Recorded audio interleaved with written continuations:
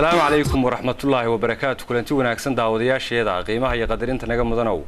meel kasta naga daawanasaan iyo xilli kasta idin tahay baa kuna soo dhawaada waraysi gaar ah aan la yeelan doono wasiirka arrimaha bulshada ee maamul goboleedka Soomaaliyeed ee Khaatumo mudane Faarax Cabdi Faarax oo safar shaqo ku soo gaaray magaalada Nairobi ee caasimadda dalka Kenya. mudane wasiir oo ku soo dhaweynaya studio Kalsan TV ee magaalada Nairobi. mudane Faarax Cabdi Faarax wasiirka arrimaha bulshada ee maamul goboleedka Khaatumo inta ayna waraysigeena guda galin bal waxaad warbixin kooban naga siisaa safarkaagan iyo waxyaalaha u daarana.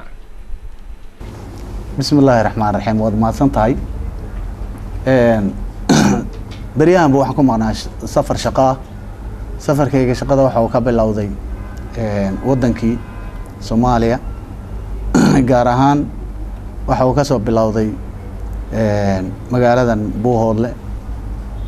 gobolka Cayn ee maamul goboleedka Soomaaliyeed ee Khaatumo markaa kadib waxaan imi Mogadisho halka shirar baan ku lahaa shirarkaasi waxaanu ka qayb galaynaa waxay ahayd maamul goboleedyada Soomaaliyeed waxa looga hadlayay arrimo human rights ka looga hadlayay shirkana waxa ku soo dhamaaday si wacan kadibna waxaan aaday wadamada qurbaha aan aaday dhowr wadan oo aan sii maray way jireen meesha aan sida wacan aanu istaagay ama aan jaaliyadooda la kulmayna waxay ahayd North America marka arinkaasu jaaliyadahaasi iswaraysi bay ahayd wargelin bay ahayd intaasuna waynu ku guuleysanay arrimo badan oo jaaliyadaha aynu isla meel dhignay way jireen baahiyo iyagu xaggooda way jireen baahiyo xagga iyaga ahna way jireen waxaynu isla meel dhignay sida day Ilaahay wax ugu tala galay annaguna inuu doonaynay iyaguna doonayeen waxaan kaaga mahadcelinayaa fursadda qaaliga ah markii labaad weeye waraysigan engineer Cabdixakiin waxaan si gaar ah u salaamayaa ummadda Soomaaliyeed meel waliba ay joogto ummadda Islaamka gaar ahaan waxaan salaamayaa ummadda reer Khaatumo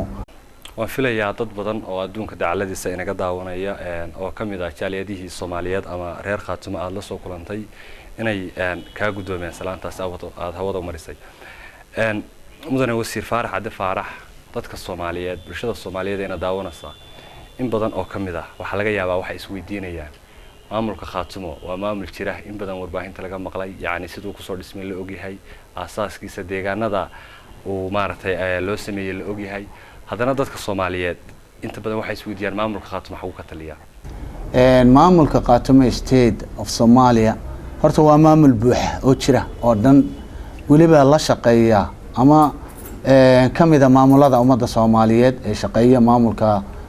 dawladda federaalka hoostaga maamulka Khaatumo wuxuu ka howlgalaa dhulalka reer Khaatumo gobolada Khaatumo oo dhan buu ka shaqeeyaa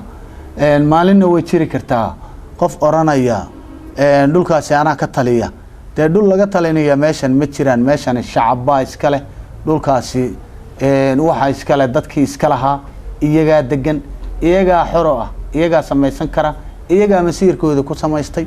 maamulka Khaatumo mar walibana waxayba diyaar u yihiin maamulkoodii inay dhinacyada ay istaagaan oo inta u dhimanna ay dhameystiraan laakiin waxaan hadda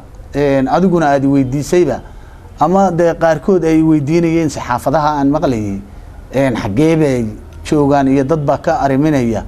dhulalka iyagu cid ka ariminaysa ma jirto gaar ahaan especially qofku meel waa point way jiri kartaa laakiin anigu waxa aan sheegayaa haddii hal degmo kamid ah laga haysto ama qolo kale ay ka ariminayso waaba laga yaabaa su'aashaasi inay timaado laakiin very much waxa inta ugu badan wax weeye annaga dhulka iyaga u talina haysanana cid nooga arimaysana ma jirto waa tahay waa mahadsan tahay madaxweynaha maamul goboleedka Soomaaliyeed ee Khaatumo mudane Cali Khaliif Galayr wuxuu ku sugan yahay magaalada Muqdisho hadda muddo dhowr bilood dad badan waxay isweydiinayaan maamulka Khaatumo inta badan sida warbaahinta ka sheegtaan dawladda Soomaaliya waa aqoonsan tahay maamulada federaalka ee dalka ka jiro kamid yahay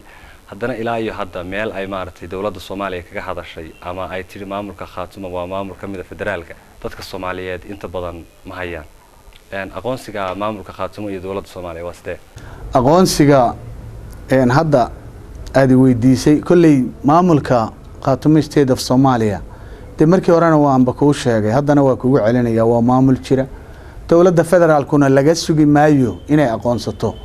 waayo aqoonsigu wuxuu noqonayaa annagu dowlad ka go'day ma nihin dowlad ka go'day baa waxay sugi kartaa ama ay yeelan kartaa waa la aqoonsaday laakiin annagu maamul baanu nahay haddaan wada shaqeynayno dowladda federaalka iyo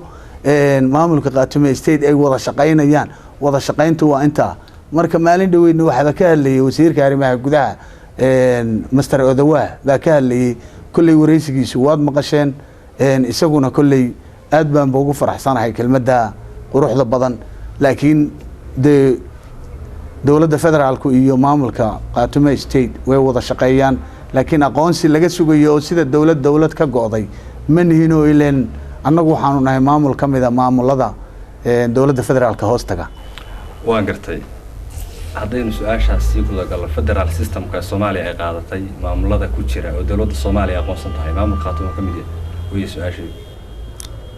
waa ka mid yahay waan ku jirnaa waa maasan tahay wasaaradda arrimaha bulshada ee maamulka Khaatumo waa wasaarad salba laaran waxa ku hoos imaanaya wasaarado fara badan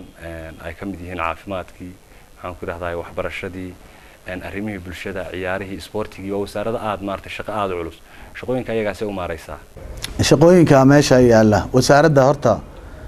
waa wasaarad waa sax baaxad leh waxay ka arrimisaa ama ay wasaaradu tahay wax weeye ilaa iyo 4 ilaa 5 wasaaradood bay wasaaradu tahay waxa kamid ah in waxbarashada iyo caafimaadka iyo dhalinyarada iyo sportiga haweenka iyo shaqada iyo shaqaalaha arrinkaasi waxa loo maareeyaa wax weeye qof waliba meesha imaanayo ama de wasiir ka noqonayo waa inuu de markaa wax waa inuu maareyn yaqaan hawshaas qofku hadaanan maareyn aqoonin ileen maamulka Khaatumo State election baa lagu yimi sida aad ogtahay election kaasuna ma ahayn qof de la iska xulanayay ma ahayn waxay ahayd wax laga fiirsaday oo de qofkii qof la hubaa inuu yahay shaqada awoodo misana de waxaanu leenahay wasiir ku xigeenno waxaanu leenahay agaasimayaal bay leedahay agaasimayaal guud bay leedahay wasaaradaha agaasimayaasha baan iyaga maareeya kulli anaguna waan la maareynaa marka kulli sidaas aan u maareynaa waa tahay imtixaanaadkii wasaaradda waxbarashada kale haddaynu sii guda galno imtixaanaadkii sanadkii 2014 iyo 2015 waxaa meelaha qaar warbaahinta qaarkeed lagu arkayay deegaanada Khaatumo oo ay ka fulinayaan maamulada Puntland iyo Somaliland ma la oran karaa waad ka gaabiseen inaad arrimahaas waxbarashada ee gobolada maareysaan anigu is oran maayo waan ka gaabinay ku oran maayo arinkaasu wasaaradda waxbarashada way jirtaa manhajkii loogu talagalay in imtixaanada 2014 iyo 15 looga qayb gala ama looga qayb gali lahaaba inay yaalaan oo dowladda federaalku ay bixisay waliba budgetka xitaa laftigeedii loogu talagalay inay de macallimiinta ama iskuulada ay ku shaqeeyaan waliba laga sugayo hadda soon waliba inay bixiyaan marka sidaa darteed anigu de qof markii dhaweyd waaba ku lahaa de nin inta meel soo istaagay iska yiri de sida hadda aad ii sheegayso aad igu tiri sidaasaan maqlayay ma aha meeshan buruufka meesha yaala waxa weeye wasaaraddan shaqeynaysa ama iskuuladan shaqeynaya dadka wadankaasi ama dhulkaasi degan ama maamulkaasi degan iyaga maamulkoodii ama dhulkoodii iyo danahoodii ka arinsada ma aha mid looga ariminayo ama loogu talinayo ma aha dadka meesha degan 100% waxa weeye dad maamulkoodii taabacsan weeye marka de ma garanayo waxan kale waan gartay dhawaan waxaa jiray shir beelaha deegaanka Buuhoodle iyo bariga Burco ugu soo gabagabay deegaanka Coodanle oo ka tirsan Buuhoodle maxay tahay aragtida maamulka Khaatumo ee shirka labada beelood ay ku heshiiyeen maamulka Khaatumo maalin dhaweydna su'aashan way bitirtay laakiin anu waxaan baqayxay oo aan qiray wax weeye hadiiba la leeyahay bariga Burco hadii la leeyahay galbeedka Buuhoodle iyo bariga Burco weeye galbeedka Buuhoodle iyo bariga Burco de heshiiskoodu waxa uu ahaa heshiis odayaal dhaqameedyada ay sameeyeen heshiis dhaqameed weeye ma aha heshiis siyaasadeed ma ahayn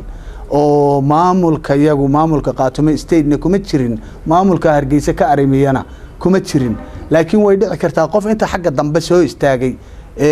daaha dabadii soo istaagay marka heshiisku uu dhamaaday oranaya heshiiskani annaga ka dambeynay laakiin annagu waxaan qeexaynaa oo aanu halka ka sheegaynaa inaan wax maamulkan ama heshiiskan xagga lagu heshiinayay inay maamulada ka madax banaanayeen oo ahaa maamul ay odayaal dhaqameedyada ay maamulka ay hawshani ay dhameeyeen waxaa jiray shir aad uga qayb gashay magaalada Muqdisho oo ay maamulada ka jira dalka Soomaaliya intooda badan ay ka soo qayb galeen shirka isaga maxaa looga hadlayay shirka waxa looga hadlayay human rights ka looga hadlayay waxa shirkaasu martigelinayay ama diyaarinayay waxa ahayd UNDP da iyo waxa diyaarinayay iga waxaana lagu qabanayay kulay hoolalka waxaan u maleynayaa Unisam Hall in lagu qabanayay waxa badanaa looga hadlayay waxa ahayd arrimaha bulshada oo sida caafimaadka iyo waxbarashada iyo haweenka iyo wax sidaas oo kale looga hadlayay shirkaas kulli maamuladana wayba ka soo qayb galeen annaguna waanu ka qayb galnay hadaanu maamul nahay warqad invitation oo dawladda federaalku ay ka socoto oo warqadaas invitation ka aan uga qayb galnay baa jirtay marka maamul ka duwan maamulada manhin waxaanu nahay maamulada lamida sida maamulada wadanka ka jira marka shirka waxa idin ku casuuntay dawladda Soomaaliya dawladda federaalka Soomaaliya baa soo dirtay warqada invitation ka ay soo dirtay maamulka Khaatume adiga uga qayb galay anaga uga qayb galay maamulka Khaatume hal dhihi karaa way ka soo qabsamay marka shirkaasu hadda sidaan ku sheegayaba wax jirta shirar badan oo inta ka badan oo maalin walba la galo laakiin shirka mar waliba ay wax ku qabsoomaan kulanka ay wada kulmayaan maamulada wadanka ka jira taasu laftigeeda waxa weeye waxay sameynaysaa more opportunity bay sameynaysaa waxay ku sameynaysaa in international community iyo adigu marka dawladda federaalka iyadoo ay idin dhex joogto inaad wada hadashaan oo sidaas oo kala aad wada hadashaan maxaa la yiraahdaa kulanka marka looga hadlayay dawladda federaalka daadihinaysay marka waxa ay daadihinaysayna waxay ahayd wax annagu inaanu raali ka nahay hawshan marka la daadihinayo human rights ka marka hawshina waaba isku raacnay hadaanu maamuladii aanu nahay gees baanu wada fariisanay hawshaasi waanu diyaarinay wixii laga qaban lahaa iyo wixii la sameyn lahaa waa tahay mudane wasiir su'aashida ugu dambaysa dad badan oo reer Khaatume ah ama goboladaas aad maartay mas'uuliyadda u haysan ka soo jeeda waxay isweydiinayaan madaxweyne Cali Khaliif Galeed muxuu Muqdisho ka hayaa tan iyo markii madaxweynaha Khaatume loo doortay wuxuu sugan yahay caasimadda Soomaaliya dad badan waxa ayaama dhawto warbaahinta lagu arkay ururkii USB oo ay dib u abaabulayaan isaga madaxweyne Cali Khaliif iyo siyaasiyiin ka soo jeeda goboladii bariga hore ku midoobay marka bal arrimaha iyaga u iftiimin dadka arinka madaxweynuhu waa dhab inuu joogo meesha la yiraahdo Muqdisho caasimadda Soomaaliya annagu waxaanu leenahay constitution keenana waxa uu dhigayaa wax weeyaan madaxweynuhu hadii uu hawl ku maqan yahay xafiiskiisuna uu shaqaynayo uu joogo madaxweyne ku xigeenka uu joogo xafiiskiisa uu ka shaqaynayo madaxweyne ku xigeen Cabdalla Maxamuud Cagalule waliba haddana uu joogo ra'iisul baarlamaanka uu joogo Maxamuud Sheekh Cumar labadooda ay joogaan halkaas madaxweynuhu wuxuu maqnaan karaa ilaa hawsha marka isaga loo igmaday ama hawsha marka uu doonay ilaa ay soo dhamaadaan madaxweynuhu hawsha uu ku maqan yahayna ilaahay baa hadda iskala waaba uga mahad celinaynaa maanta hawsha ugu ballaaranna isaga ay ku xiran tahay dhabarka uga xiran tahay waa tahay daawadayaasheeda qiimaha iyo qadarinta naga mudan ee hawada sida tooska noogala socday waxaanu inta ku soo afmeeranaa waraysigii gaarka ahaa ee aan la yeelanay wasiirka arrimaha bulshada ee maamul goboleedka Soomaaliyeed ee Khaatume mudane Faarax Cadde Faarax oo nagu soo booqday studio Kalsan TV ee magaalada Nairobi wasiir aad baan kaaga mahad celinayaa waraysiga iyo waqtiga qaaliga ah. Thank you very much.